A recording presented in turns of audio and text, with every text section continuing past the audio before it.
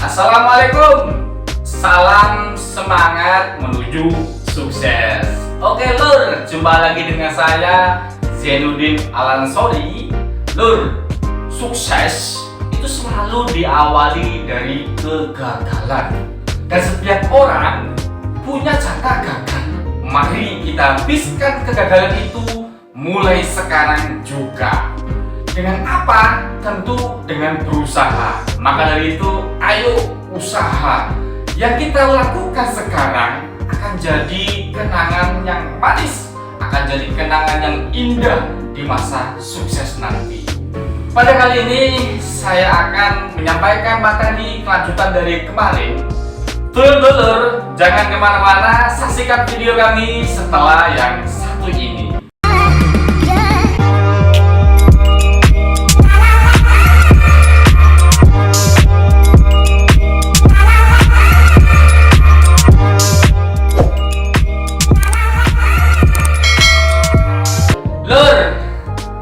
Sebagaimana yang saya sampaikan materi kemarin, yaitu tentang memulai bisnis dari awal, yaitu dengan 3M. Saya tulis dulu.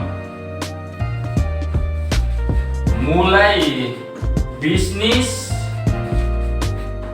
dengan 3M. Apa itu 3M? Yang pertama, modal. Yang kedua adalah mental, dan yang ketiga adalah mulai.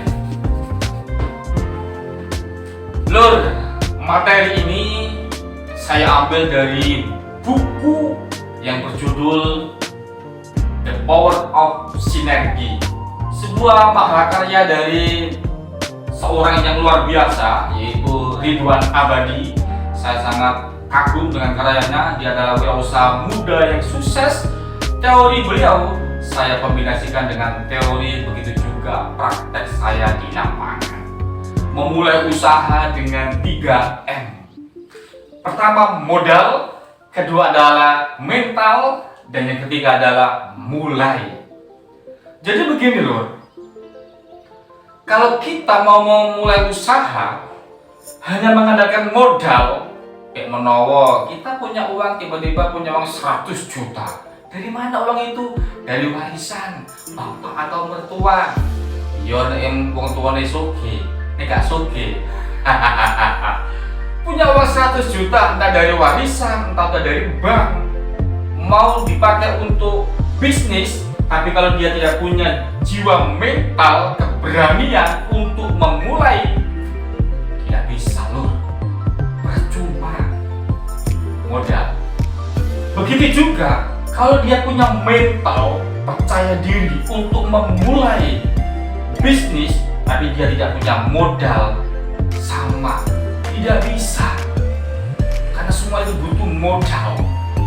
Ya, pertanyaannya adalah bahwa bisa nggak memulai usaha, memulai bisnis tanpa modal? Bagi orang yang mengatakan bisa, mungkin bisa. Tapi bagi saya, tidak bisa.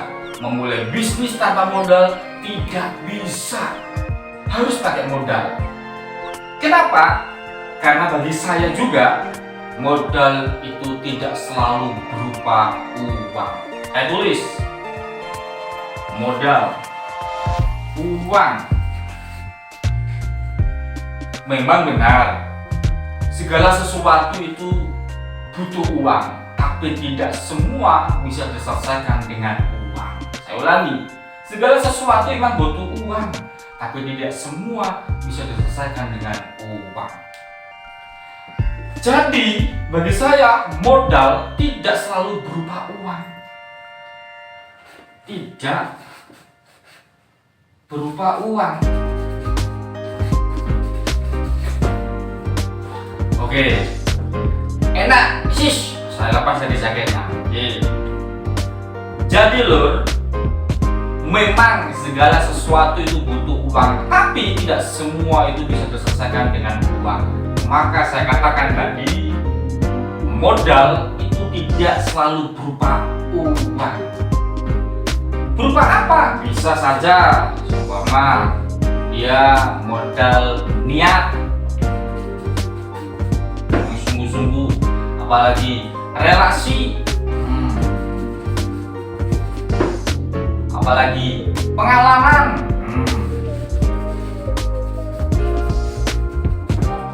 apalagi kejujuran,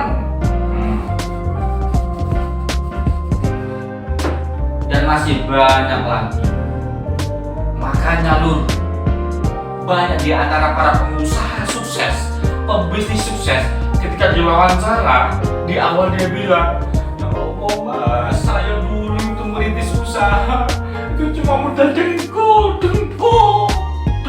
dikatakan modal usaha." Lur, apakah benar memulai usaha dengan modal dengkul? Jadi begini Lur, maksudnya adalah bahwa yang dikatakan oleh pebisnis sukses, dia bilang bahwa saya dulu memulai bisnis dengan modal dengkul, itu adalah dia memulai dengan keterbatasan uang. Dengan modal apa? Kejujuran, pengalaman, relasi, dan niat. Jadi pengusaha sukses tadi yang bilang bahwa dia mengawali dengan modal dengkul, dia memahami juga bahwa manusia ini adalah makhluk yang paling sempurna. Makanya dikatakan Mulan Jamila makhluk paling seksi. Akulah yang tercipta, yang paling seksi. Cuma kamu yang bisa membuatku terus menjadi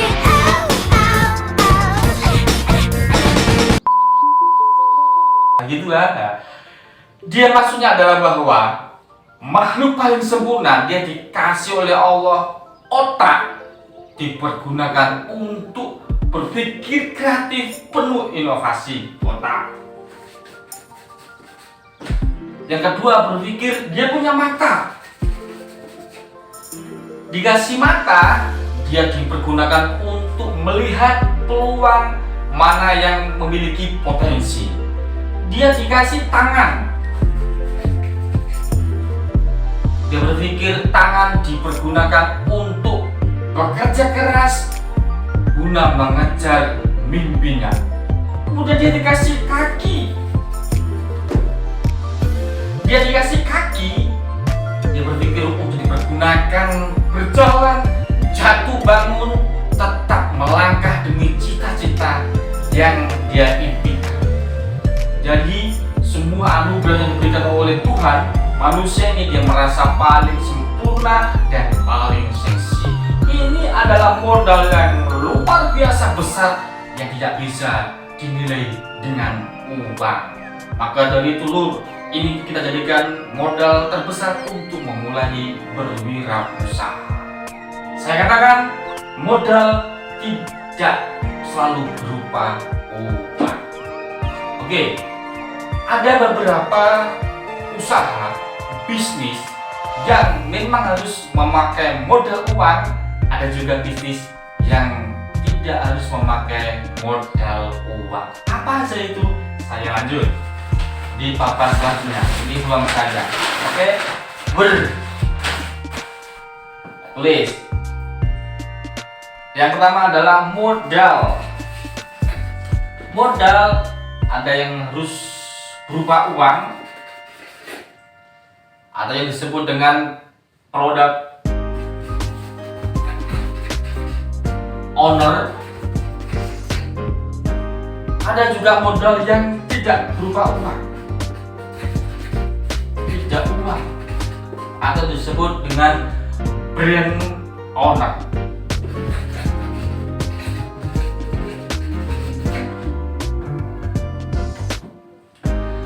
Lah, modal yang berupa uang, product owner itu apa? Itu bahasa sederhananya adalah mendirikan atau memproduksi.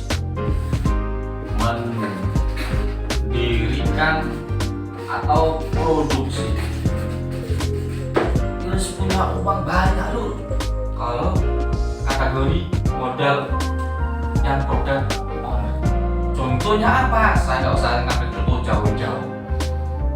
foto usaha yang pernah saya jalani dulu ketika kuliah di Surabaya pada tahun 2010. Saya pernah mendirikan usaha jasa yaitu fotokopi.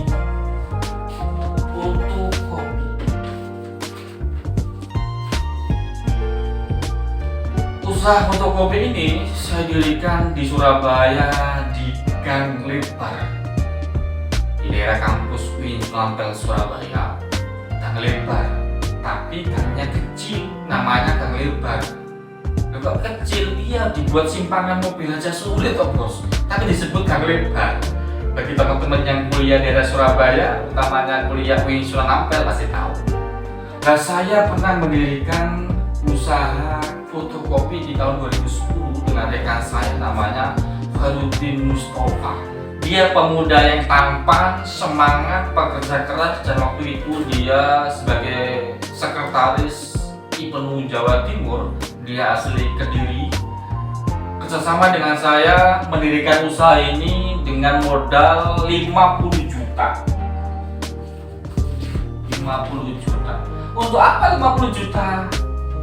Beli mesin, sewa ruko, beli ATK, dan lain-lain.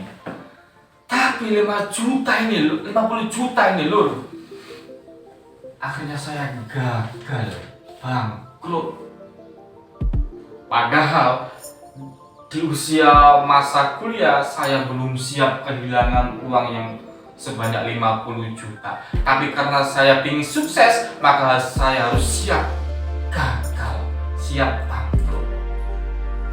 Ini butuh modal. Kategori product owner. Contoh yang kedua, nggak usah contoh orang lain, saya sendiri. Saya pernah mendirikan usaha rumah makan namanya Ayam Gobios. Ayam Gobios. Usaha ini saya dirikan dengan istri saya tercinta. Ini memakan modal, saya ingat betul, 80 juta. Untuk apa 80 juta? Pertama untuk sewa ruko 15 juta, kemudian untuk beli meja dan kursi, untuk beli alat dapur, kemudian untuk merenov tempat dan lain sebagainya. 80 juta ini saya ambilkan, saya carikan uang dari uang mahar pernikahan saya. Lah, usaha Ayam Gobios ini modal 80 juta itu usianya cuma 4 bulan. Tapi bagi saya ini kategori sukses. Kenapa sukses? Alhamdulillah, di usia 4 bulan usaha rumah makan saya Ayam Gobios itu pernah diliput Citra TV. Kemudian ada 4 kabupaten mau gabung franchise. Tapi bagi saya ini sukses, terpaksa harus tutup. Kenapa tutup? Ternyata istri saya mengandung. Sebuah cita-cita, harapan usaha yang lama saya harapkan ternyata diijabahi, dikabulkan oleh Allah berbarengan dengan usaha waktu saya itu usaha lagi sukses-suksesnya. Loh, kenapa kok tutup? Istri saya loh, ketika hamil muda saya deketi, dia itu muntah. Jadi anehnya lagi loh, ketika saya pulang dari kerja masuk ke rumah kok lewat pintu utama simpangan dengan istri saya langsung muntah. Jadi ketika saya mau ngasihkan obat melebihi jarak 1 meter langsung muntah, maka obatnya saya lempar. Wah, ngeri loh, nangis banget. Saya berusaha bertahan, tidak bisa. Istri saya selalu muntah ketika saya deketi, entah itu gara-gara anak saya nggak mau dekat dengan saya atau gimana. Akhirnya istri saya pulangkan ke Banyuwangi. Jarak jauh dengan istri saya, Banyuwangi dengan Lamongan, saya tetap berusaha eksis rumah makan saya dengan 2 karyawan. Ternyata tetap tidak bisa. Terpaksa saya harus mengalah. usaha bisnis saya harus tutup di usia 4 bulan. Saya kondisinya ya sedih, ya suka. Kenapa? Karena orang kalau ketemu dengan temannya lama nggak ketemu, yang ditanyakan bukan berapa mobilmu, berapa rumahmu, sudah nggak ketemu, tidak. Tapi yang ditanyakan adalah, piye kabarmu, anakmu piro, dan lain sebagainya. 80 juta hilang, bangkrut, dan harus tutup di usia 4 bulan. Saya tidak siap kehilangan 80 juta, karena ketika tutup saya hampir menjual mobil. Ketika saya waktu itu saya nyicil baru dapat 3 tahun, hampir saya take over atau saya over kredit, dan banyak harus saya selesaikan. Bahkan sepeda motor kebanggaan saya harus rela terjual gara-gara mengumpulkan duit modal 80 juta. Saya tidak siap kehilangan 80 juta, tapi saya pengen sukses, maka saya harus siap yang namanya gagal atau bangkrut. Ini adalah salah satu contoh usaha atau mendirikan atau memproduksi yang harus pakai modal kategori uang. Bagi kita semuanya lur yang tidak punya modal uang, kita bisa menjalani bisnis yang tidak selalu memakai uang. Apa itu? Ini tadi, brand owner. Apa itu brand owner? Brand owner itu adalah kerjasama atau kongsi, atau bahasa Arabnya istilahnya adalah syirkah. Tanpa kita mendirikan, tanpa kita memproduksi, kita bisa menjalankan bisnis dengan model brand owner. Kalau tren sekarang itu biasanya lebih familiar dengan sebutan reseller. Nah, reseller.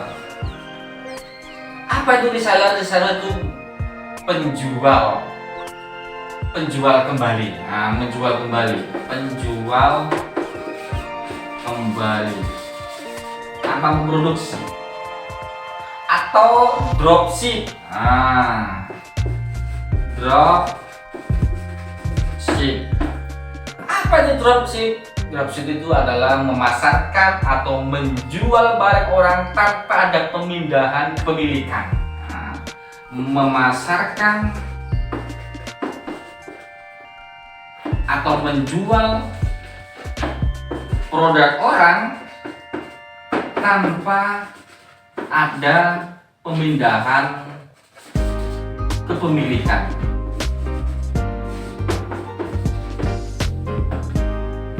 Dan di musim corona ini, COVID ini, usaha sejenis ini banyak dan lagi ngetren.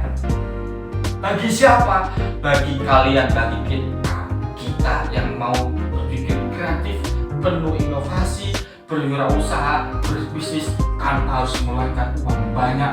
Kita bisa menjalankan bisnis dengan model brand owner atau reseller atau dropship.